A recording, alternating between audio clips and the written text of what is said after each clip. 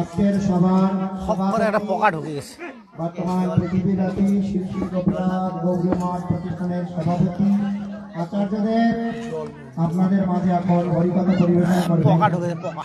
গুরু মহারাজ আমাদেরকে কৃপা করে এমন করুণ শোনাবেন, সে কথাগুলো যেন আমাদের হৃদয়ে অবশ্যই অন্তঃকরণ করে আমরা আমাদের ভক্তিময় জীবন আগিয়ে নিয়ে যেতে পারি। হরে কৃষ্ণ।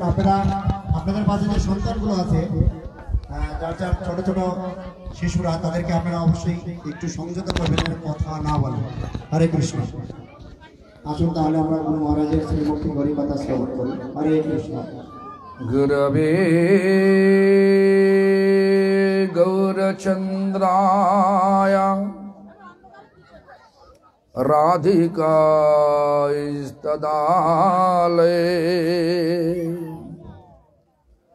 কৃষ্ণায় কৃষ্ণ ভক্তায় তদ্ভক্তায় নমো নমঃ।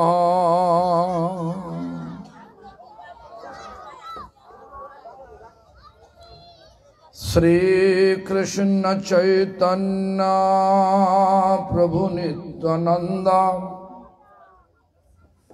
শ্রী অদ্বৈত গদাধর শিবাসাদি গৌর ভক্ত বৃন্দ। সকল হাত তুলতে পারবেন?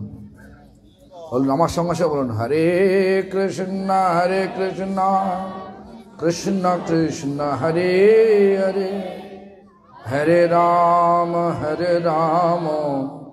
রাম রাম হরে হরে।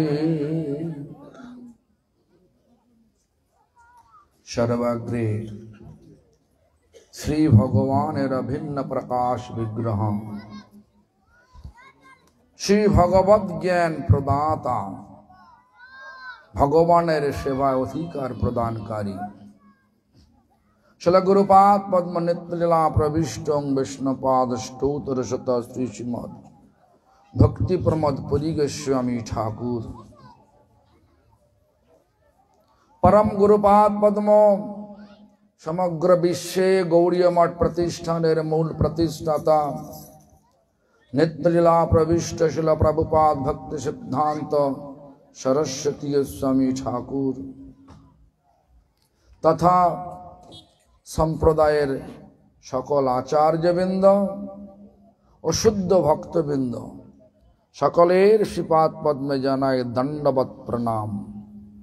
सकले आमार प्रति प्रसन्न हन। सभा उपस्थित त्रिदंडीपादगण, वैष्णव वृंद, वैष्णवी वृंद, मातृमंडली, सज्जन वृंद तथा ग्रामवासी वृंद सकल के जानाई आमार यथायोग्य सम्भाषण। सकले आमार प्रति प्रसन्न हन। অনেকক্ষণ ধরে অনেক কথা শুনলাম। তার মূল কথা হচ্ছে সাধু সঙ্গ, সাধু দর্শন। সাধু দর্শনের ফল কি তার আগে জানতে হবে সাধু কে। এই সাধু শব্দটা যদি একটু ব্যাকরণ হতে ব্যাখ্যা করা যায়, ব্যাকরণগতভাবে ব্যাখ্যা করা যায়, তাহলে দেখা যাবে যিনি সৎ বস্তুকে খুঁজছেন মানে অন্বেষণ করছেন তিনি সাধু। সৎ কে? সৎ হচ্ছেন তিনি যিনি এখন আছেন, আগে ছিলেন, ধ্বংসের পরেও থাকবেন। তিনি হচ্ছেন সৎ, যাকে সনাতন বলা হয়েছে। সৎ বস্তুটা কে? ব্রহ্মা আমাদেরকে বললেন সৎ বস্তু হচ্ছেন, সনাতন বস্তু হচ্ছেন কে না কৃষ্ণ, পরমেশ্বর কৃষ্ণ। ব্রহ্মসংহিতার প্রথম শ্লোকেই তিনি বললেন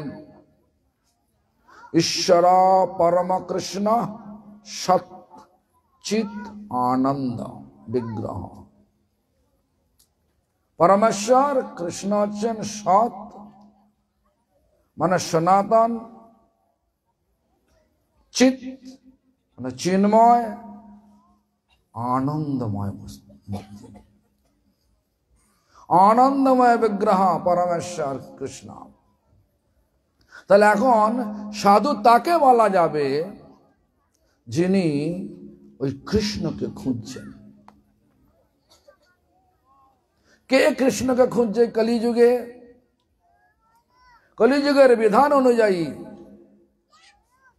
ধর্ম কি? ধর্ম শব্দের অর্থ কি? এটা বলতে গিয়ে আমার পরম গুরুদেব নিত্যলীলা প্রবিষ্ট শিল প্রভুপাদ ভক্তি সিদ্ধান্ত সরস্বতী গোস্বামী ঠাকুর তিনি পরিষ্কার বললেন, আত্মার স্বাভাবিক নিত্য স্বভাবকে বলা হয় আত্মার ধর্ম। আমাদের যে পরিচয় কি? আমরা শরীর না আত্মা? আমরা সব আত্মা। আত্মা শরীরের মধ্যে আছে বলেই আমরা চলছি, নাচছি, ঘুরছি, ফিরছি, দেখছি, শুনছি, সবকিছু। বলছে আত্মার যে স্বাভাবিক নিত্য স্বভাব তাকে বলা হয় আত্মার ধর্ম। এখন যদি খোঁজা যায়, খুঁজতে খুঁজতে যদি দেখেন আমাদের স্বাভাবিক নিত্য স্বভাবটা কি, যেটা এখনো চাচ্ছি, আগেও চেয়েছি, পরেও চাইব, সেটা কি? সেটা দেখবেন চির আনন্দ চাই। চির আনন্দ স্বরূপ কে? ব্রহ্মা বললেন সচ্চিৎ আনন্দ ঘন বিগ্রহ কে? পরমেশ্বর কৃষ্ণ। তো কৃষ্ণ এখানে এই জগতে মানে কলিযুগে এসেছে নাম রূপে। কলিকালে নাম রূপে কৃষ্ণ অবতার। নাম হইতে হইবে সর্ব জগত নিস্তার। আমার কথা নয়, চৈতন্য চরিতামৃতের কথা। কলিকালে নাম রূপে কৃষ্ণ অবতার। নাম হইতে হইবে সর্ব জগৎ নিস্তার। তাহলে সাধু যিনি সৎ বস্তুর অন্বেষণ করছেন, তার মানে যারা কৃষ্ণকে খুঁজছেন, কৃষ্ণকে অন্বেষণ করছেন। কৃষ্ণ কোথায় আছে? কৃষ্ণ আছেন নামে আছেন। আমাদের শ্রীল কৃষ্ণদাস কবিরাজ গোস্বামীপাদ বললেন পরিষ্কার, কৃষ্ণ আছেন নামে আছেন। কলিকালে নাম রূপে কৃষ্ণ অবতার। তাই কৃষ্ণ আছেন নামে আছেন। তাহলে তার মানে যারা নাম করে তারাই সাধু। কিরকম নাম করেন? কৃষ্ণকে পাওয়ার জন্য নাম করে না পয়সা উপার্জন নাম করে?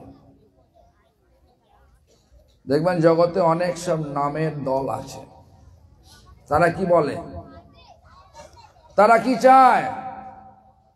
3 ঘন্টা, একটা রাত্রে 3 ঘন্টা নাম করব, 50,000 টাকা চাই। চাই কিনা বলুন না? হ্যাঁ, বাস্তব কথা ভাবে, এটা বাস্তব তো হবেই। কলিযুগ সব গন্ডগোল,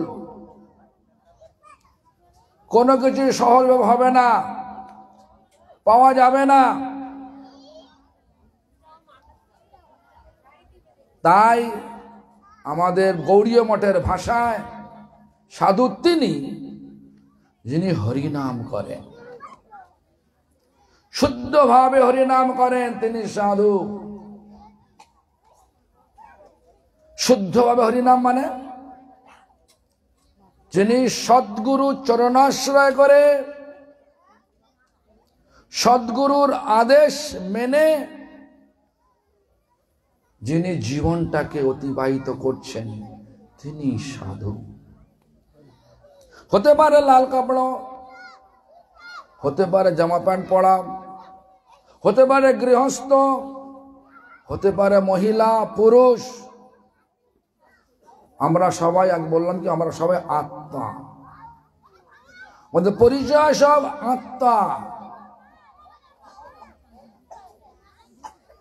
যে মুহূর্তে নাম আমাদের হৃদয়েতে প্রস্ফুটিত হবে, সেই মুহূর্তে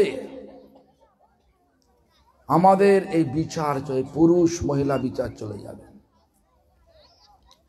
আমার গুরুদেবের গুরুদেবের গুরুদেবের আমাদের গৌড়ীয় মঠের মূল আচার্য ভক্তিবিনোদ ঠাকুর, তিনি লিখলেন, নামের সম্বন্ধে লিখলেন, তব স্বল্প পূর্তি পায়, উগ্রতাপ দূরে যায়, লিঙ্গ ভঙ্গ হয় অনায়াসে।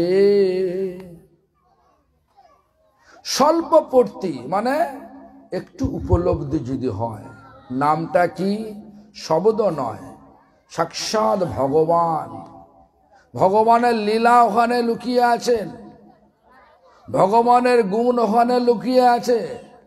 যেমন চন্দনের ভেতরে, চন্দন কাঠের ভেতরে গন্ধ লুকিয়ে আছে, তাকে যত ঘষবেন ততই গন্ধ ভুর ভুর করে বেরোবে।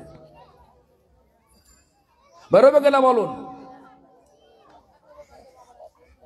ঘৃষ্টাং ঘৃষ্টাং পুনরপি ঘৃষ্টাং চন্দন চারু গন্ধ। চন্দনকে যত ঘষবেন ততই চন্দনের গন্ধ বেরোবে। হরিনামকে যত করবেন ততই ফল পাবেন। কি ফল? ততই আস্তে আস্তে আমাদের হৃদয়ের মধ্যে যে সমস্ত কলমশ মানে মল ময়লা, হৃদয় ময়লাটা কি? হৃদয় ময়লাটা হচ্ছে লাভ, পূজা, প্রতিষ্ঠা, জীবহিংসা, কুটিনাটি, যেগুলো আমাদেরকে সবসময় খারাপ শব্দ বলায়, খারাপ চিন্তা করায় এবং খারাপ পথে নিয়ে চলে যায়। লাভ চাই। কি লাভ? ভৌতিক লাভ। একটা বাড়ি আছে, 10টা বাড়ি হোক। আমাদের বোধহয় যে অ্যাঙ্কারিং করছে বিশ্বম্ভর বাবু বলেছেন, সেই রাজা অনেক কিছু জয় করলো, আর যখন তার শরীর খারাপ হয়ে গেল তখন তার সমস্ত পার্শ্বদের বলছেন, আমাকে যখন তোরা সমাধিস্থ করবি হাতটা উপর দিকে তুলে দিবি। কেন? ভালো বলেছেন, না আমি এসেছি খালি হাতে, যাচ্ছিও খালি হাতে, মাঝখানে যা কিছু করেছি সবটাই বৃথা হয়ে গেছে। আমরাও তাই। ভৌতিক লাভ, ভৌতিক পূজা, এই যে আমাকে অনেকক্ষণ ধরে বলছে সমগ্র বিশ্বে গোপীনাথ গৌড়ীয় মঠের সভাপতি। লাভ নাকি? মানুষ তো আমি একটা, এতবার বলার দরকার নেই বিশ্বে সভাপতি। আমি একটা সাধারণ জীব।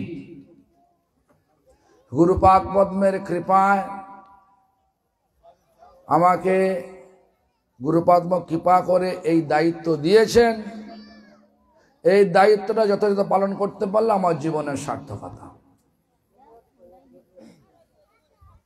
এই ভৌতিক লাভ, পূজা, প্রতিষ্ঠান যদি মাতামাতি করি তাহলে ভগবানকে ভুলে যেতে হবে। ভৌতিক আকর্ষণ যেখানে, ভগবান ঠিক ততটাই, যতটা আকর্ষণ আমাদের ভৌতিক দিকে আছে, ততটাই ভগবান আমাদের তো দূরে আছে। আর যতটা আমরা ভগবানেতে আত্মনিয়োগ করব এই কলিযুগে নাম করে, ততটাই আমরা ভগবানের নিকটে যাব, আর ভৌতিক আকর্ষণ ততটা দূরে চলে যাবে। আমাদের লক্ষ্যটা কি? এই মহারাজ বলেছেন আমাদের লক্ষ্যটা হচ্ছে ভগবানকে লাভ করা। মানুষ জীবনের সার্থকতা কি? বলছে ভগবানকে লাভ করা। ভগবানকে লাভ করা মানে কি? ভগবানের মূর্তি নিয়ে এসে বাড়িতে বসালাম, ইচ্ছা মতো করলাম, ওটা কি হয়ে গেল ভগবানকে লাভ করা? না, ভগবানকে হৃদয়েতে লাভ করা, হৃদয়ের সমস্ত কলমশকে দূর করে দেয়া। কলমশ কি বললাম? কলমশ হচ্ছে লাভ, পূজা, প্রতিষ্ঠা, যে জন্য সারা বিশ্বে এখন গন্ডগোল চলছে। রাজনৈতিক মহলে গন্ডগোল চলছে। পার্টি বলছে আমি জয় করব, ভোটে আমি জয়ী হব, সবাই বল জয়ী হব, জয়ী হব। আসল জয়ী কোথায়? এ জগতে এসেছি দুদিনের অনিত্য সংসারে, সকলকেই যেতে হবে। যাবার আগে আসল লাভটা কুড়াতে হবে। কোন লাভ? ভগবানের সেবা আকর্ষণ লাভ, ভগবানের সেবা আকর্ষণ লাভ। আমাদেরকে বোঝানোর জন্য আমাদের পূর্ব আচার্য বললেন,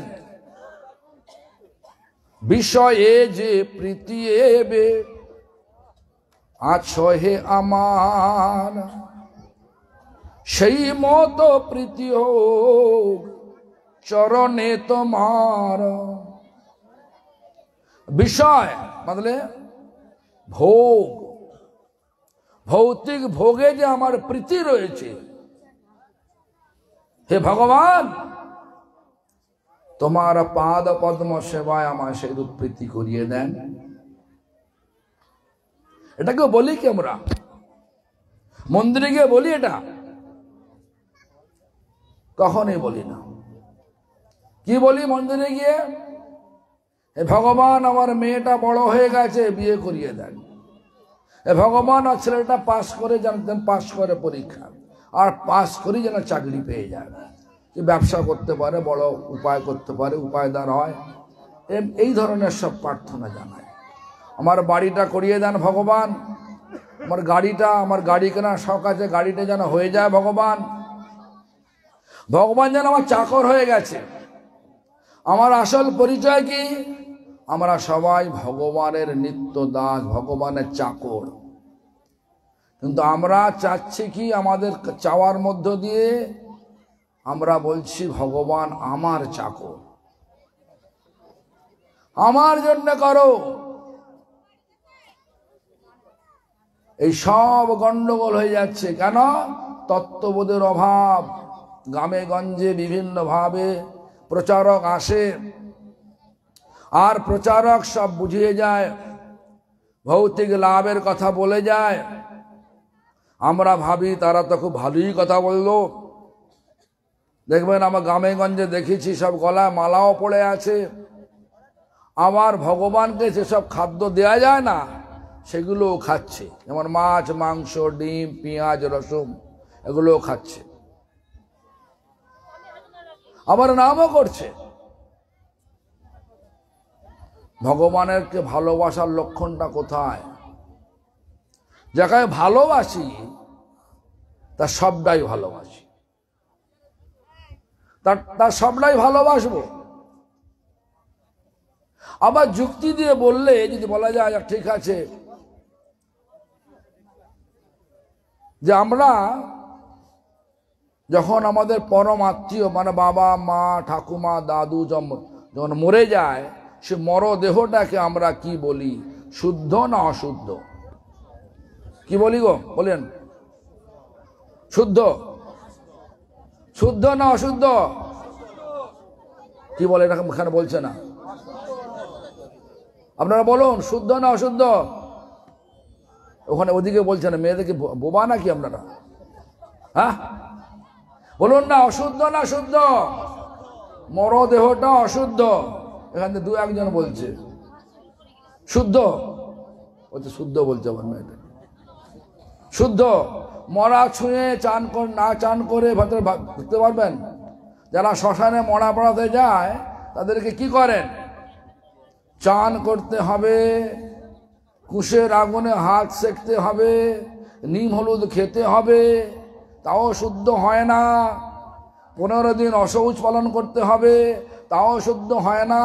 শ্রাদ্ধ করতে হবে, এসব করার পরেও শুদ্ধ হয় না। তারপরে 1 বৎসর কালা অশৌচ থাকে কিনা, করেন কিনা? কল পালতে হয় তো বাবা। কেন? অশুদ্ধ বলে তো। পেলিয়ে আসছে তো, পেলিয়ে আসছে তো, আমাকে চিন্তা করতে হবে তো কেন এসব পেলিয়ে আসছে। পেলিয়ে আসছে কারণ হচ্ছে অশুদ্ধ বলে। যেখানটা শুয়েছিল, সেই বাড়ির যেখানে শুয়েছিল সেই স্থানটাকে কি করেন? শুদ্ধ করেন কিনা? গোবরের ছড়া দিয়ে শুদ্ধ করেন কিনা? অশুদ্ধ বলে শুদ্ধ করেন তো।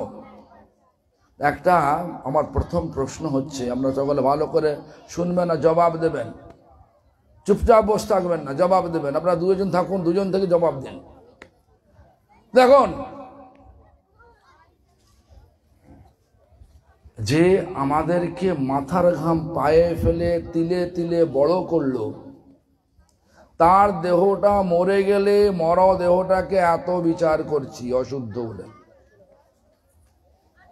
কারণ হচ্ছে কি, জীবের মধ্যে যখন প্রাণটা থাকে, আত্মা থাকে, তখন সেটা শুদ্ধ। ভগবানের সত্তা সে আত্মাটা যখন চলে যায় তখন অশুদ্ধ। তাহলে আমার বক্তব্য হচ্ছে, যখন মাছটা নিয়ে আসছেন, খাচ্ছেন, যখন তার মধ্যে আত্মা থাকে নাকি? যখন খাচ্ছেন, জঙ্গলে যেমন ছাগলটা, যখন ছাগলের মাংসটা খাচ্ছেন, ছাগল বেঁচে আছে না মরে গেছে? খাবার সময় মরে গেছে তো। তাহলে এটাও মরে গেছে, ওটাও মরে গেছে।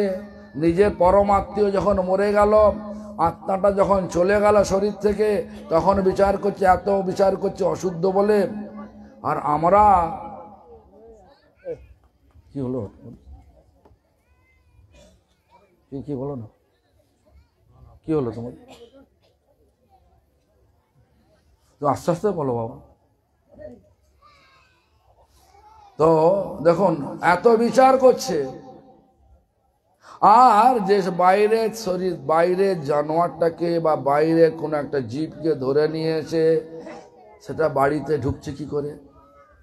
নিজের পরম আত্মীয়কে মরে যাওয়ার পর এত অশুদ্ধ বিচার করে তাড়িয়ে দিয়ে এলাম, শ্মশানে পুড়িয়ে দিয়ে এলাম, এত বিচার করলাম।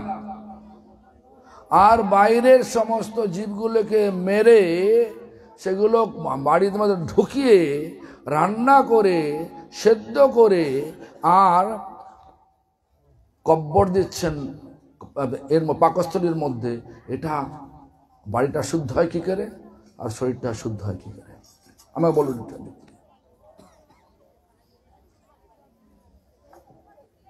দেখুন, আমরা এত অনেক কিছু করি, না বুঝে করি। আমি কেন বলছি এত? দেখুন, আমি প্রথম গেছিলাম ওয়েস্ট ইন্ডিজ, ওয়েস্ট ইন্ডিজ নাম শুনেছেন? ওয়েস্ট ইন্ডিজ, তার অনেকগুলো দ্বীপ। ওয়েস্ট ইন্ডিজ হচ্ছে একটা ক্যারিবিয়ান ওশানের অনেকগুলো দ্বীপকে নিয়ে ওয়েস্ট ইন্ডিজ দেশ বলে। তার একটা দ্বীপ নাম হচ্ছে ট্রিনিডাড টোবেগো। ট্রিনিডাড টোবেগো, সেখানে একটা শহর নাম হচ্ছে port of Spain. Say port of স্পেনে প্রথম গেছি, তখন 2005 সালে হবে, প্রথম গেছি। তো আমি যাওয়ার পরে সঙ্গে সঙ্গে দেখলাম বিহারি লোক, সব বিহার থেকে আগত লোক, কিন্তু তারা ভাষা ভুলে গেছে। 200 বছর আগে ব্রিটিশ তাদের নিয়ে গিয়েছিল, তারা শুধু ওখানকার ভাষাই জানে, ব্রোকেন ইংলিশ। আর ইংরেজিও ভালো বলতে পারে না, ব্রোকেন ইংলিশ। তো আমি সেখানে গিয়ে, তারা শিবের মন্দিরে আমার কথার আয়োজন করেছে। 5 দিন কথা সমাপ্ত হওয়ার পর সবাই প্রায় 200 লোক প্রতিদিন পাঠ শুনত। সে 200 লোকই বলছে আমার বাড়ি চলুন, আমার বাড়ি চলুন, আমার বাড়ি চলুন। আমাদের জিজ্ঞেস করলাম, তোমরা কি মাংস খাও নাকি, অমেদ্য খাও নাকি? তখন হ্যাঁ খাই, মানে ইংরেজি ভাষা বলছেন। Are you eating meat, fish, egg? Yes yes. Then impossible for me, impossible, মানে আমার পক্ষে অসম্ভব ব্যাপার তোমার বাড়িতে যাওয়া। কেন? বাড়িটা তোমার শ্মশানেরও বেয়াদ্দ। শ্মশানে মরাটাকে পুড়িয়ে দেয়, পুড়িয়ে ছাই করে দেয়, আর তোমরা একটা মরদেহকে কেটে সেদ্ধ করে ফ্রিজে রেখে দিয়ে তারপরে তোমাদের পাকস্থলীতে কব্বর দিচ্ছ। বললাম ইংরেজি ভাষা বললাম, তো সব অশুদ্ধ। তো কেন অশুদ্ধ? এই যুক্তি দিয়েছিলাম। তোমাদের বাড়ির লোক যখন মরে যায়, এইগুলোই বলেছিলাম আমি। সবাই চুপচাপ হয়ে গেল। বললাম যাব না। আমি বললাম যাব না। আবার তার পরের বছর যখন গেলাম, এটা বলেছিলাম বলে তারা বুঝতে পারলো। পরের বছর 10 পরিবার বলছে, মহারাজ, মহারাজ বলে না, Swamiji, we are observing this your instruction last 1 year. আমরা 1 বছর হয়ে গেল আপনার আদেশ মেনে চলছি, তাহলে আপনি কি আমাদের বাড়ি যাবেন? হ্যাঁ যাবো, কেন যাব না। দেখুন, আর এখন সেখানে মন্দির হচ্ছে, ওরাই মন্দির করে দিচ্ছে আমাকে। জায়গা কিনে মন্দির বানিয়ে আমাকে দেবেন। ভালো কথাটা বলতে হবে, মানুষকে দলে টানার জন্য ধর্মকে অধর্মের পথে ঠেলে দেব না। এ বিচার গৌড়ীয় মঠের নয়। গৌড়ীয় মঠ যা বলে সেটা আচরণ করে দেখায়। চৈতন্য মহাপ্রভুর কথা, আপনি আচরি ধর্ম জীবের শিখায়, আপনি না কইলে ধর্ম শিখানো না যায়। যা কিছু বলে আচরণ করে, আর ওটা বলে যে করে তার ঘরে যায়। আজকে দেখুন, আমি যেখানে গেছি, তার নাম সঞ্জয়, তার নাম নাকি সঞ্জয় দাস, আমি চিনি না। উনি নাকি আমাদের মঠে যান, চিনি না। হঠাৎ আমাকে বিশ্বম্বর বলল, আপনি যখন যাচ্ছেন বনগাঁতে, চলুন না ওখানে। আমি চলো। কি বললেন? গোপানন্দ বন মহারাজের শিষ্য, চলো যাব। তো আমি এলাম ওনার বাড়িতে, বাড়িটাকে দেখে আসবেন। আমরা অনেক লোক এসে গেলাম। কেন এলাম? উনি গোপানন্দ বন মহারাজের শিষ্য, গৌড়ীয় মঠের আশ্রিত। এই বিচার নিয়ে এলাম। কোনো ধান্দা নিয়ে আসে নাই। ধান্দা একটা আছে, শুধু কি এখানে এসে আপনাদের সামনে মহাপ্রভুর দর্শনটাকে একটু বলবো। কেন? এখন এটারই অভাব হয়ে গেছে। গ্রামে গঞ্জনে গুরু ঘুরছে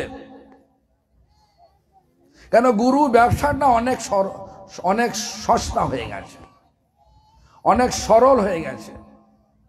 বিনা ক্যাপিটালে, বিনা মূলধনে ভালো ব্যবসা একটা। একটু গুরু সেজে নিলাম, লাল কাপড় পরে নিলাম, বললাম অমুক বংশের আমি, অমুক পরিবারের আমি। 2-একটা শ্লোক মুখস্থ করলাম, 200 লোককে হরিনাম দীক্ষা দিয়ে দিলাম, মন্ত্র দিয়ে দিলাম, যা তা মন্ত্র দিয়ে দিলাম। আর ভালো ব্যবসা হলো। সেখানে জানে আমার বাঙালিদেরকে একটা, মানে হিন্দুস্তানদের একটা প্রথা আছে কি, একবার গুরুকরণ করে ফেললে সে কখনো আত্মত্যাগ করা যাবে না, এই বিচারটা আছে। এইগুলো সব মাথায় ঘুরছে, যেহেতু গুরুরা আছে তারা এইসব মাথায় ঘুরছে। 200 শিষ্য হয়ে গেল, এবার 200 শিষ্যের কাছ থেকে আমরণকাল পর্যন্ত সে পেনশন পাবেই পাবে। এই জন্য যে ভালো ব্যবসা, গুরুর একটা ব্যবসা নয়, গুরু একটা দায়িত্ব। কি দায়িত্ব? আমাদের ভৌতিক আকর্ষণটাকে কাটিয়ে ভগবানের সেবার আকর্ষণটাকে বাড়ানোর গুরুর দায়িত্ব। কেন? চরমে যে আমাদের যেখানে আকর্ষণ হবে, চরমে বলতে শরীর ছাড়াবার সময় আমাদের আকর্ষণ যেখানে থাকবে সেখানেই আমাদের গতি হবে। এই জন্য আমাদের দায়িত্ব, গৌড়ীয় মঠের প্রত্যেকটা স্বীকৃত গুরুর তারা এটাই করে থাকে। কিন্তু আজকালকার দিনে গৌড়ীয় মঠের নাম নিয়ে বহু ব্যক্তি ঘুরে বেড়াচ্ছে, তারা পাড়ায় পাড়ায় যাচ্ছে, কিছু লোককে দীক্ষা দিচ্ছে আর প্রণামী কালেকশন করছে, ভিক্ষা কালেকশন করছে তার সংসার চালানোর জন্য। পরমার্থ সংসার চালানোর জন্য নয়। যাই হোক, এসব ঘটনা আমাদেরকে একটুখানি চিন্তা করতে হবে।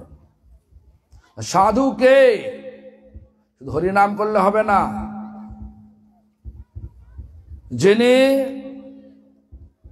সৎগুরু, পূর্ব আচার্য দ্বারা স্বীকৃত গুরু, যিনি পূর্ব আচার্যের প্রত্যেকটা আদেশ নির্দেশকে মেনে চলছেন, তিনি সদ্গুরু। সেই সদ্গুরুর আশ্রয়ে থেকে, সদ্গুরুর নির্দেশে যিনি জীবনটাকে চালিত করছেন, সদ্গুরু কি বলছেন? হরিনাম করো, ভক্ত সেবা করো, ভগবানের সৃষ্টিকে সম্মান দাও, আর ভগবানকে আরাধ্য জানো। তিনি এইভাবে যারা হরিনাম করছেন তিনি হচ্ছেন সাধু। সে গৃহে থাকতে পারে, মঠেও থাকতে পারে, পুরুষ হতে পারে, মহিলাও হতে পারে। সেই সাধুর কথা বলছে। সেই সাধু দর্শনের ফল কি?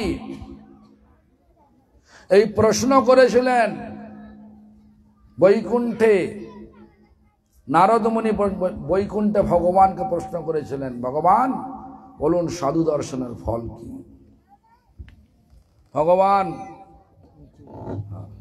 ভগবান একটু মুচকি হেসে বললেন, নারদ, তুমি এক কাজ করো, মত্ত লোকে অমুক দিকে গেলে দেখবে একটা বিশাল সরোবর, সেই সরোবরে অনেক পদ্ম ফুটে আছে। সেই পদ্ম ফুলের মাঝখানে দেখবে একটা কালো ভ্রমর দেখবে। এই ভ্রমর তোমাকে বলে দেবে সাধু দর্শনের ফল কি। নারদ চলে এলেন, ভগবানের কথা অনুযায়ী চলে এলেন, সেই স্থানে চলে এলেন। সরোবরও দেখলেন, বিশাল জলাশয়, পদ্ম অনেক ফুটে আছে। দেখতে পেলেন সে কালো ভ্রমর দেখতে পেলেন। সে কালো ভ্রমরকে জিজ্ঞাসা করা মাত্রই কালো ভ্রমর যখন তার নারদের দিকে তাকালেন, তাকানোর সঙ্গে সঙ্গে তার ভ্রমরটা মরে গেল। কালো ভ্রমরটা মরে গেল। নারদ বললেন, আমি এরম ভগবান থেকে আদেশ নিয়ে এসেছি তোমাকে এই কথা জিজ্ঞাসা করার জন্য, তুমি বলো সাধু দর্শনের ফল কি। ভ্রমর যখন তাকালো নারদের দিকে, সঙ্গে সঙ্গে মরে গেল, শরীর ছেড়ে দিল। বুঝতে পারলো না নারদ ভগবান কেন এরম করলেন। তাই একটু রাগ হলো নারদের। সামান্য প্রশ্ন বলতে পারতেন তো ভগবান, এত ঘোরাচ্ছেন কেন, ঘোরালেন কেন? কয়েক মাস কেটে গেল, নারদ আবার গেলেন বৈকুণ্ঠে। জিজ্ঞাসা করলেন, সমস্ত বৃত্তান্ত দিলেন। জিজ্ঞাসা, প্রভু আপনি বলে দিন না, সাধু দর্শনের ফল কি? তখন নারদকে আবার ভগবান মুচকি হেসে বললেন, হে নারদ, তুমি চলে যাও, অমুক দিশায় চলে যাও, অমুক দিকে চলে যাও মর্তলোকে, সেখানে একটা দেখবে আমের বাগান রয়েছে। সে আম বাগানে একটা পাখি আছে দেখবেন, সে পাখিকে জিজ্ঞাসা করো সাধু দর্শনের ফল কি। নারদ ভগবানের কথা অনুযায়ী আবার চলে এলেন, দেখলেন বাগান দেখতে পেলেন, আর পাখিটাকে দেখতে পেলেন। পাখিকে জিজ্ঞাসা করা মাত্রই পাখি যেই মুহূর্তে নারদের দিকে চোখ তাকালেন সঙ্গে সঙ্গে তার দেহ ত্যাগ হয়ে গেল, মরে গেলেন। এবারে নারদ আশ্চর্য হয়ে গেল, কি ব্যাপার, আমাকে দেখা মাত্রই মরে যাচ্ছে, আমি এতই অপয়া। তো আমার এবার তো ভগবানের প্রতি আরো একটু বেশি রাগ হয়ে গেল।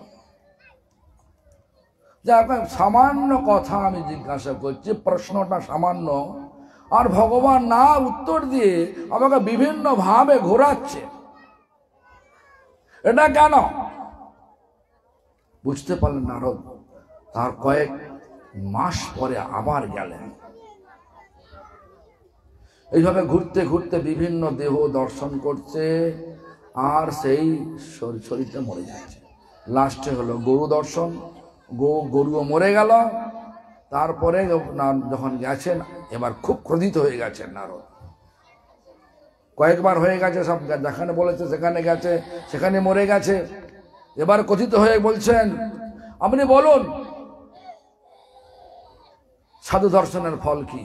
নারদ, ভগবান বলছেন, মুস্করা করতে করতে বলতে মানে একটু একটু মানে মুচকি হেসে বলছেন, নারদ এবার তুমি চলে যাও মর্তলোকের অমুক রাজবাড়িতে,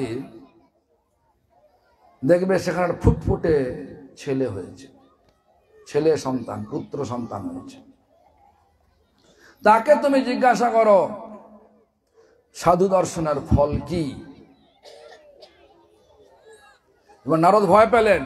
এতদিন তো ছিল পশু ছিল, পাখি ছিল, ভ্রমর ছিল, তাদের কেউ বলবার ছিল না। এখন যদি রাজবাড়িতে রাজপুত্র হয়েছে, সে যদি আমাকে দেখে মরে যায়, রাজবাড়ির লোক তোমাকে ছাড়বে না, যেতে ভয় পাচ্ছেন। আর ভগবান বলছেন, নারদ তো যাও না, দেখো না কি হয়, দেখো না গিয়ে কি হয়। তো নারদ ভয়ে ভয়ে এসছেন রাজবাড়িতে। অনেকদিন পরে রাজবাড়িতে রাজপুত্র হয়েছে, রাজার সন্তান হয়েছে, আনন্দের হিল্লোল পড়ে গেছে। তারপরে আবার নারদের মতো সাধু এসে গেছে, আনন্দের আর আত্মহারা, সবাই আনন্দে মাতোয়ারা হয়ে গেছে। নারদ মুনিকে নিয়ে তার পাদ্য মানে পা ধুয়ে দিলেন, বললেন কি জন্যে, কি সেবা করতে পারি, আপনার কি সেবা করতে পারি। রাজা স্বয়ং বলছেন, বহুদিন পরে আমার গৃহে সন্তান এসেছেন, সাধুর আগমন হয়েছে, বলুন আমি কি সেবা করতে পারি। নারদ বললেন, সেবা নয় বাবা, আমি এসছি তোমার বাড়িতে একটা সন্তান হয়েছে, সন্তানকে দেখতে এসছি, দর্শন করা যাবে কি? ভয়ে ভয়ে যাচ্ছেন। হ্যাঁ, রাজা তো বললেন, হ্যাঁ যা, চলুন চলুন, সুস্বাগতম সুস্বাগতম। তো যখন চলে গেলেন তখন কি হলো, নারদ দেখছেন সন্তানকে, জিজ্ঞাসা করছেন, আমাকে ভগবান পাঠিয়ে তোমার কাছে, তুমি আমায় বলবে সাধু দর্শনের ফল কি। এবার সন্তানটি মুখ ফিরিয়ে চোখের জলে বুক ভাসিয়ে ভাসিয়ে বলছেন, ভগবানের তো শুধু সন্তান হলে কথা বলতে পারছেন, চোখের জলে বুক ভাসিয়ে ভাসিয়ে বলছেন, হে নারদ, সাধু শ্রেষ্ঠ নারদ, আপনার দর্শনে আমি ভ্রমর জন্ম থেকে পাখি জন্ম পেয়েছিলাম, পাখি থেকে বিভিন্ন জন্তু জানোয়ার জন্ম হয়েছিল, এখন আপনার দর্শনেতে এই শরীর পেয়েছি, দুর্লভ শরীর পেয়েছি ভগবানের সাধনা করার জন্য। কৃপা করুন যেন ভগবানের সাধনা আমি যথাযথ করতে পারি। তাহলে বোঝা গেল সাধু দর্শনের ফল। দেখুন, কৃষ্ণ ভক্তি জন্মমূল হয় সাধু সঙ্গ। কৃষ্ণ ভক্তির জন্মটাই হচ্ছে সাধু সঙ্গ। আর সাধু হচ্ছেন কলিযুগে তিনি যিনি হরিনাম করেন। সে মহিলা হতে পারে, গৃহবধূ হতে পারে, কুমারী হতে পারে, পুরুষ হতে পারে, গৃহী হতে পারে, ত্যাগী হতে পারে। গৌড়ীয় মঠের বিচার এরকম, সবাই সাধু। সাধু সঙ্গ, সাধু সঙ্গ সর্বশাস্ত্রে কয়, লবমাত্র সাধু সঙ্গ সর্বসিদ্ধি হয়। লব মানে 1 সেকেন্ডের 11 ভাগের, মানে 11.25 বলে, 1/4 অংশ। কিন্তু ধরো 11 ভাগ করলে তার যে ভাগ পড়ে থাকে সেই ভাগটা সামান্য দর্শন। সাধু দর্শন করে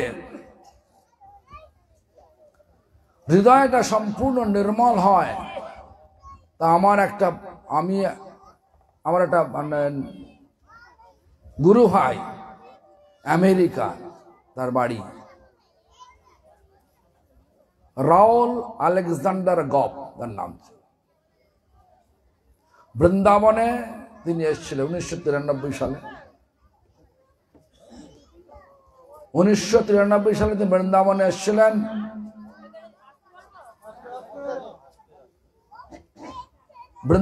এসেছিলেন। তাকে আমি জিজ্ঞাসা করলাম, আচ্ছা আমরা তো কোনো বই ছাপাইনি, গুরুদেবের মহিমা কোনো জায়গায় প্রকাশ করেনি, তুমি গুরুদেবের থেকে আশা নিলে কি করে, জানলে কি করে, কিভাবে গুরুদেবের প্রতি আকর্ষণ হলো? আমার গুরুদেবের বয়স তো 95 বছর বয়স। বলছে আমি একদিন ওই বৃন্দাবনের লই বাজারে বসে আছি, মহেশ ক্লথ স্টোর বলে একটা দোকানে বসে আছি। হঠাৎ দেখলাম একটা অটো রিক্সাতে অনেক বছর বয়সের একটা বৃদ্ধ সাধু আর একটা অনেক যুবক সাধু, দুজনে বসে আছে। বৃদ্ধ সাধুকে দেখেই আমার মনটা ঘুরে গেল। তখন সেই দোকানের মালিককে জিজ্ঞাসা করলাম, আচ্ছা এই যে এইমাত্র অটোতে গেলেন, ওনার নাম জানেন? কোথায় থাকে জানেন? তখন বলছে, হ্যাঁ, মহেশ ক্লথ স্টোরের মালিক রাজেন্দ্র। সে বলছে, হ্যাঁ সবাই জানে, উনি হচ্ছেন ভক্তি প্রমোদ পুরী গোস্বামী মহারাজ। উনি থাকেন বড় মঠ, চৈতন্য গৌড়ীয় মঠ, মথুরা রোডের পাশে বাড়ি। পরের দিন উনি খুঁজতে খুঁজতে এসছেন, সব বন্ধু বান্ধবকে নিয়ে। ওসব এসেই গুরুদেবের ঘরে ঢুকেই দু চোখ দিয়ে কাঁদছেন আর আমাকে বলছেন, ইশারা করে দেখাচ্ছেন, can I have initiation from him? মানে আমি কি এর থেকে দীক্ষা নিতে পারি? দীক্ষা নিতে যাবো, দীক্ষা দেবেন আমাকে? আমি বলছি তখন তো আমি তখন ওকে বলছি যে তুমি তো ইস্কনের লোক। তখন বলছে না, আমি ইস্কনের লোক নই, আমি ইস্কনকে দান করি, ইস্কনের লোক নয়, ইস্কনকে দীক্ষা নয়নি কিছু না। তা বলছেন আমি তখন তো জিজ্ঞেস করলাম তোমার এনার প্রতি আকর্ষণ হলো কেন? শুধু বুকের মধ্যে এরকম হাত দিলেন, এরকম হাত দিলেন, এরকম দেখালেন, আর চোখ দিয়ে জল পড়ছে। দেখুন, আমেরিকার একটা বড় কোম্পানির মালিক, সে খালি দেখে এরকম করছে। সম্ভব? Is it possible for me to take initiation from you? আমি মানে এটা কি সম্ভব আমার পক্ষে ওনার কাছ থেকে দীক্ষা নেওয়া? আমি তখন বললাম দেখুন, আমি তো আগে জিজ্ঞাসা করবো গুরুদেবকে, তুমি অঞ্জন কালকে আসো। তো জিজ্ঞাসা করলাম গুরুদেবকে, নাম ধরনের একজন আমেরিকান, তার নাম এমুক, সে আপনার থেকে দীক্ষা নিতে চায়, তো আপনি কি করবেন? যদি ইস্কনের তো নয়, ইস্কনতে আমি যদি ওকে দীক্ষা দিই, ইস্কন তো আমার প্রতি রাগ করবে না? বলছে আমি সব কথা জিজ্ঞাসা করেছি ওনাকে, উনি বলেছেন যে আমি ইস্কনের লোক নই, ইস্কনকে আমি দান করি, কিন্তু আমি ইস্কন থেকে দীক্ষা টিক্ষা নিয়ে নিই কিছু না। ঠিক আছে, যদি উনি ইচ্ছা আমাকে তার গৌরবের পাত্র বলে মনে করে, আমার দিতে কোনো আপত্তি নেই। এইভাবে একটা কথা আছে জানবেন, 3 প্রকারের সাধু মানে বৈষ্ণব: কনিষ্ঠ বৈষ্ণব, মধ্যম বৈষ্ণব আর উত্তম বৈষ্ণব। উত্তম বৈষ্ণবের লক্ষণে শাস্ত্র বলছেন, যাহারে দেখিলে আইসে মুখে কৃষ্ণ নাম, তারে জানিও তুমি বৈষ্ণব প্রধান। তো আমার এই কথাটা শুনে যখন আমাকে বলল যে আমি কেন এরকম আকর্ষণ, আমি এখন তো মানে আমার খুব ঘনিষ্ঠ হয়ে গেছে, তো ওখানে জিজ্ঞাসা করাতে বলল, তো আমি শুনে মনে মনে করলাম তোমার গুরুদেব কত উচ্চমানের বৈষ্ণব। এই যে আমেরিকান, সে তাকে জানেও না, শোনেও না, তার কথা দেখা মাত্রই তার প্রতি আকর্ষণ হয়ে গেছে। তো এই হচ্ছে দর্শনে পবিত্র করো, এই তোমার গুণ। দর্শনটা হতে হবে, এটা মাংসের থলি নয়। মানুষ আমাদের মতো একটা মাংসের থলি নয়, হাড় মাংসের থলি নয়।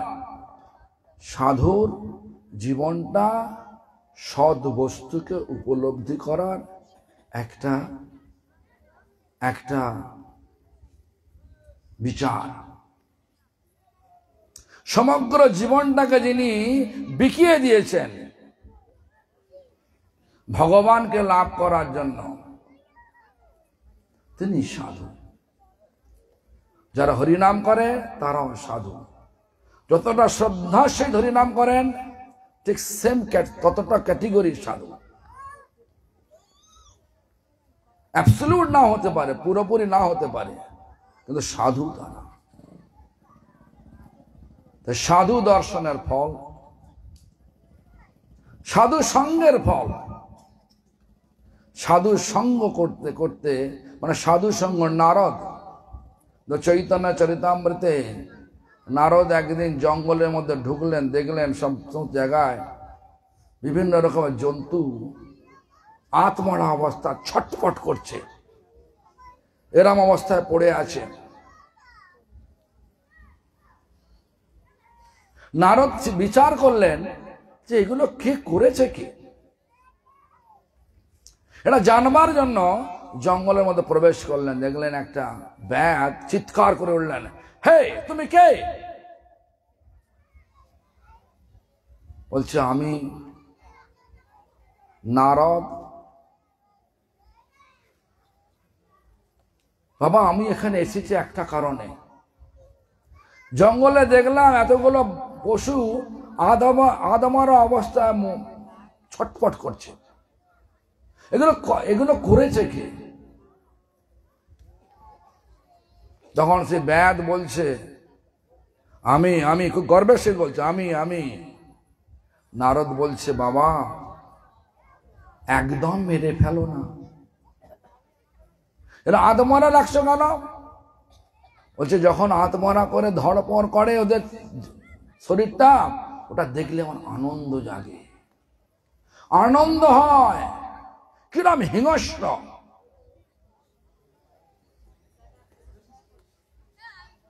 তখন নারদ বললেন এ তো পাপ কার্য, তুমি পাপ কার্য করছো কেন? বলছে আমার জীবিকা নির্বাহের জন্য, এটা আমার জীবিকা। বলে তুই পাপ মুক্ত হও বাবা।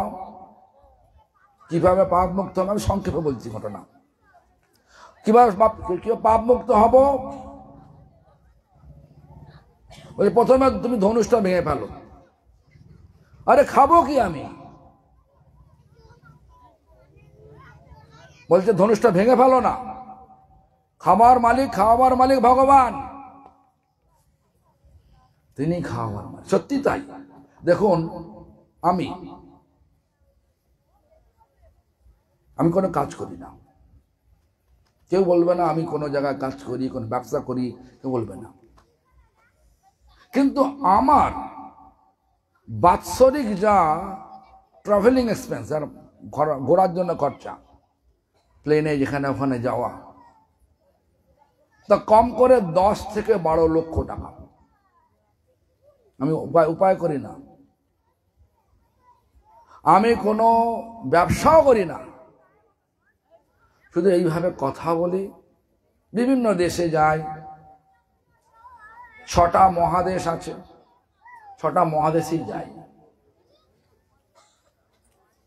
খরচা দিচ্ছে কে? প্রশ্ন আমরা করতে পারি, খরচা দিচ্ছে কে? নিজেও জানি না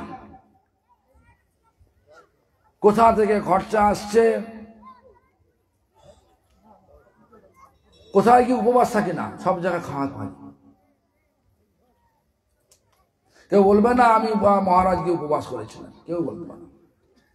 এবং ভালো ভালো খাওয়া, থাকবার জায়গা খুব ভালো ভালো জায়গা, রাজপ্রাসাদের মতো ঘরে রাখে আমাকে।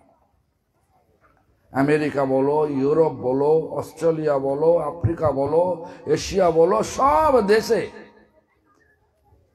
যেখানে আমার রাখে, আপনারা দেখলে তাজ্জব হয়ে যাবে। আমি তো কিছুই করি না, সাধু আর অভিনয় করছি মাত্র, তাতেই ভগবান এত আদর করে রেখেছেন।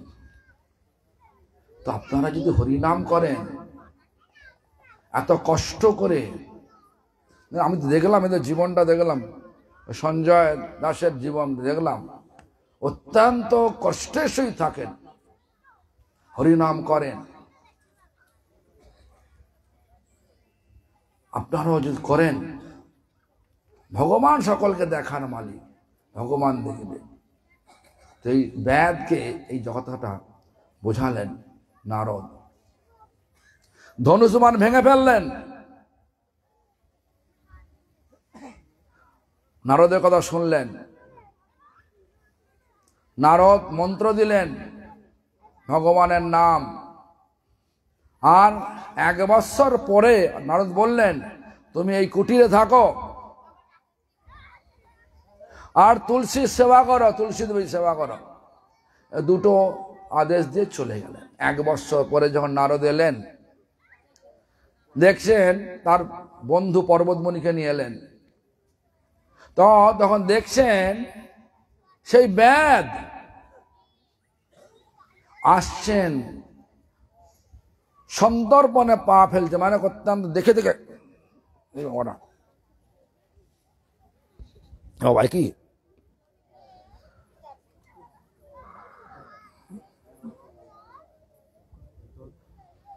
এই বাবা, এই এই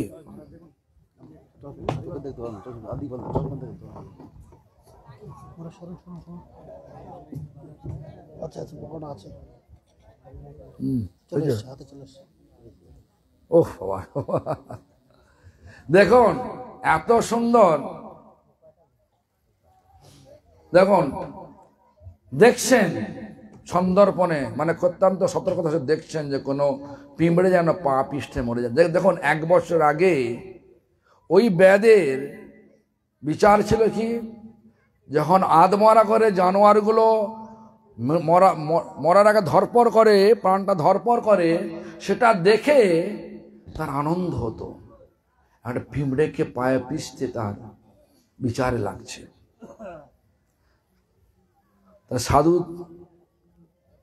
সাধু দর্শনের ফল, সাধু সঙ্গের ফল বোঝা গেল।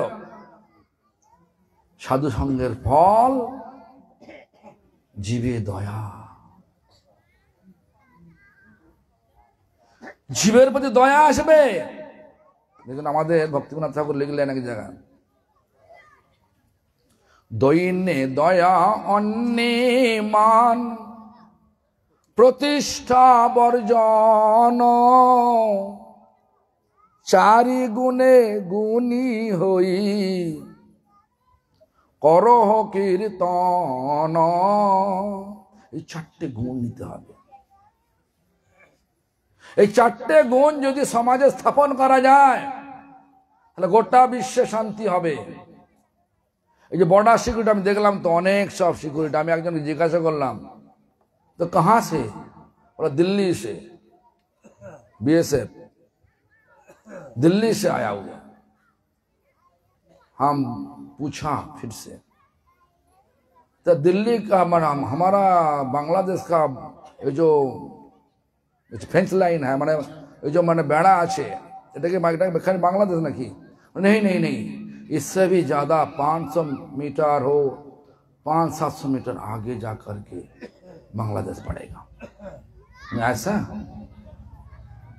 এটা বর্ডার সিকিউরিটি দেখাটা, সিকিউরিটির মানে মাইনে কত কত পয়সা যাচ্ছে হিংসাকে থামানোর জন্য। কিন্তু চৈতন্য মহাপ্রভুর দর্শন যদি প্রত্যেকটা জীবের মধ্যে ঢুকে পড়ে, প্রত্যেকটা দেশে যদি এসে যায়, এই সৈন্য লাগবে না, বিএসএফ লাগবে না, বহু পয়সা দিয়ে পয়সা ব্যয় করে অস্ত্র কেনা হচ্ছে, ওটাও লাগবে না। দৈন্যে দয়া অন্যে মান প্রতিষ্ঠা বর্জন, চারি গুণে গুণী হই করো নাম সংকীর্তন। দীনতা, সর্বজীবে দয়া, অন্যকে সম্মান দেয়া, আর লাভ পূজা প্রতিষ্ঠাকে ছেড়ে দেয়া। এই 4 গুণ যদি থেকে যায় আর হরিনাম করা যায়, নামের যে চরম ফল সে প্রেম হৃদয়তে প্রস্ফুটিত হবে। প্রেম, মুখে বলি প্রেম প্রেম, বস্তুত ত্যাজিয়া হেম, শূন্যগ্রন্থি অঞ্চলে মাদিয়া। তাই সাধু দর্শন, সাধু সঙ্গ, এই দুটোর ফল এত মূল্যবান ফল, আমাদের জীবনটাকে পরিবর্তন করতে পারে। যত চিন্তা করছি আমরা আজ কি হবে কি হবে, সর্বক্ষণ তো চিন্তা করতে, দিন কাটছে কিনা বলুন না, দিন কাটছে কিনা? করোনা হলো, সব কলকারখানা বন্ধ হয়ে গেল, অফিস আদালত বন্ধ হয়ে গেল, বেঁচে তো আছি আমরা নাকি? করোনা এখন যাবার তালে পড়ে গেছে। প্রত্যেক 100 বৎসরে অন্তর অন্তর এরকম একটা মহামারী হয়। ভৌতিক জগৎ, এখানে দুঃখ থাকবেই থাকবে। আধ্যাত্মিক, আদি ভৌতিক, আদি দৈবিক, এই ত্রিতাপ দুঃখ দেবেই দেবে। সন্ন্যাসী হও, গৃহস্থ হও, যাই হোক, এ জগৎ এসেছি মানেই ত্রিতাপগ্রস্ত হতেই হবে সকলকে, কেউ পার পাবে না। এখন আধ্যাত্মিক বলতে কি জিনিস? বলছে দেহ ও মন থেকে যে তাপ, যে দুঃখ, সেটা হচ্ছে আধ্যাত্মিক। এখানে বসে আছেন, শরীর সুস্থ আছে, মনটা খুশি খুশি আছে, হঠাৎ ফোন এলো, এই তোর মায়ের অ্যাক্সিডেন্ট হয়েছে, কি মায়ের স্ট্রোক হয়ে গেছে, মরণ মাচন লড়াই চলছে, তাড়াতাড়ি বাড়ি চলে আয়। ফোনটা এসে গেল, শরীর সুস্থ ছিল, মনটা কি হলো? দুঃখ হলো কি না? অস্থির হলো কি না? এই যে ধরনের দুঃখ, এই ধরনের তাপ, এটাকে বলে আদি ভৌতিক তাপ, ওই আদি আধ্যাত্মিক তাপ। আর আদি ভৌতিক মানে রাস্তায় যাচ্ছেন, এখানে তো একদিন জঙ্গল আছে, সাপ কপ কেটে দিল, সাপ কামড়ে দিল। সাপের কামড়ের যন্ত্রণা যার এবার কামড়েছে সে বুঝতে পারে। চুল পর্যন্ত জ্বলবে, লোম পর্যন্ত জ্বলবে, সব জ্বলবে। তারপরে প্রচন্ড ঘুম পেয়েছে, ঘুমাবার চেষ্টা করছেন, হঠাৎ দেখছেন অনেক মশা এসে উৎপাত করছে, ঘুমোতে দিচ্ছে না। এই যে তাপ, আদি ভৌতিক। অন্য শরীর, অন্য জীব থেকে যে তাপ, কেউ হিংসা করে আপনাকে ছুরি মেরে দিল, এটা আদি ভৌতিক তাপ। আর আদি দৈবিক তাপ, বন্যা হলো, খরা হলো, ভূমিকম্প হলো, এগুলো দৈবিক তাপ। তো এইগুলো থাকবেই থাকবে। এগুলো যখন এখানে এসেছি, এটা দুঃখের দুনিয়া, সুখের নয়। এই দুঃখের দুনিয়াতে যদি আমরা আনন্দের প্রতিমূর্তি স্বরূপ, চির আনন্দের প্রতিমূর্তি স্বরূপ ভগবানকে আনতে পারি আমাদের জীবনে, তবেই আমাদের সুখ হবে, আনন্দ হবে, শান্তি হবে। সেই এই দুঃখের দুনিয়ার মধ্যে থেকে ভগবান আমাদেরকে বলছেন, হরের নাম, হরের নাম, হরের নামৈব কেবলম,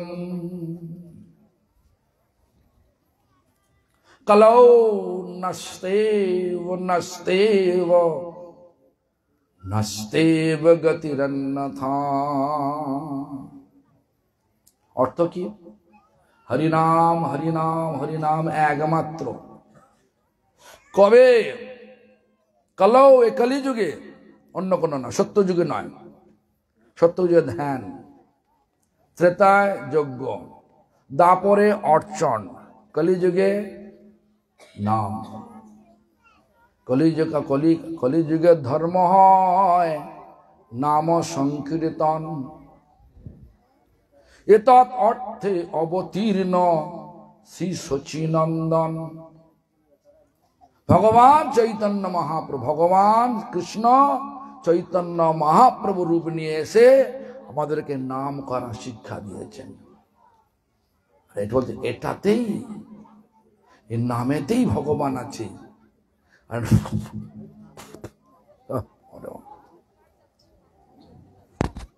নামেতেই ভগবান আছে। দেখবেন বাংলা আছে, নামেরই মধ্যে আছেন আপনি শিহরি, আছেন কিনা? নামেতেই ভগবান আছে। এই নামকে আশ্রয় করুন। অনেক লোক অনেক কথা বলবে। বর্তমান যুগ, কলিযুগ, সকলকে ধোঁকা দেবে। তুমি এটা করো তোমার ভালো হবে, সেটা করো ভালো হবে, ভালো হবে, কিন্তু ভৌতিক লাভ হবে। যে লাভ তুমি নিতে পারবে না, যে লাভ তোমাকে পরে দুঃখ দেবে। ভৌতিক লাভ আসক্তি এনে দেয়, আর ভৌতিক জিনিস বদলে যায়। যখনই বদলে যায় তখনই দুঃখ হয়। দেখবেন বর্তমান যুগে তো একই জীবনে, একই মুখে, একই লোকের সম্বন্ধে দুটো কথা বলছে। বিবাহ করলো, ভাব ভালোবাসা করে, তারপরে বলছে আমার স্ত্রী। কয়েকদিন পরে মানে এটা ওয়াইফ। কয়েকদিন পরে দেখা যাচ্ছে তার কোর্টে হাজির হয়েছে। তারপরে কয়েকদিন পরে দেখা গেল সে বলছে ওই মেয়েটা ছিল আমার এক্স ওয়াইফ। আগে বধূ ছিল, আমার পত্নী ছিল, এখন আর পত্নী নেই, এক্স ওয়াইফ। একই জীবনে দুটো পরিচয় এসে গেল।